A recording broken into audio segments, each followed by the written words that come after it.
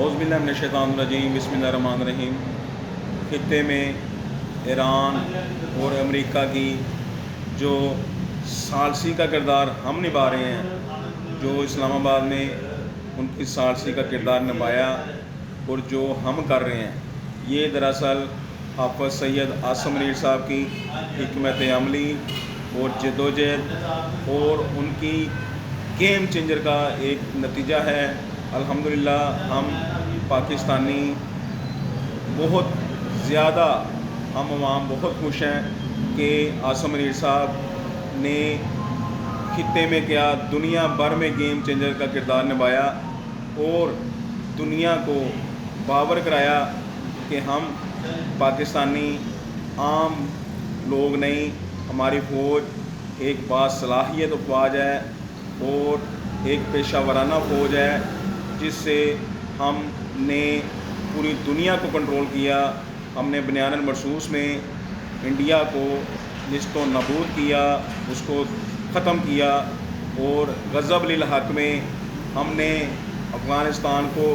شکست دی اور بے شمار انتہائی حلقہ جو ان کا ہم نے اپنے کنٹرول میں لیا، اس میں باڑ لگائی۔ یہ جو بھی کامیابیاں ہمیں نصیب ہو رہی ہیں، یہ حافظ سید عاصم منیر صاحب کے صدقے ہے اور یہ سید بادشاہ کے صدقے ہے۔ یہ افواج پاکستان کی مرہون منت ہے۔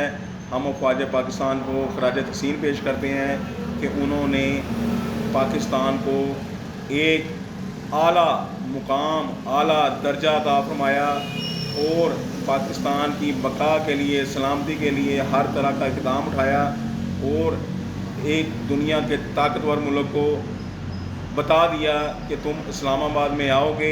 ہم امن کے سفیر ہیں، ہم امن کے متلاشی ہیں، ہم تمہارا امن بحال کرائیں گے، ہم تم لوگوں کی صلح کرائیں گے، ہم ثالثی کا کردار ادا کریں گے، جس پر الٹے پاؤں تمام ممالک پاکستان کی حدود میں اسلام آباد میں داخل ہوئے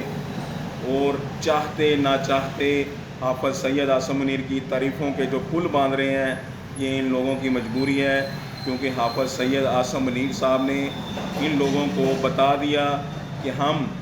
عالمی طاقت ہیں، ہم عالمی قوت ہیں، جس کو ہرانا، ڈرانا، دھمکانا جو ناممکن ہے۔ الحمدللہ ہماری افواج دنیا کی نمبر 1 افواج ہے، ہمارا سپہ سالار پوری امت کا سپہ سالار ہے، پورے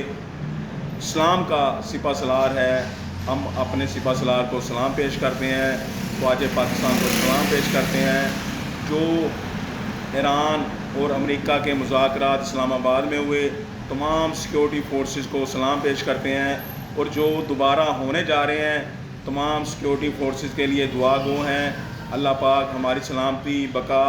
قائم و دائم رکھے اور ہمارے سپہ سالار کی عزت قائم و دائم رکھے۔ ہم ان کی استقامت کے لیے دعا گو ہیں۔ پاکستان ہمیشہ زندہ باد۔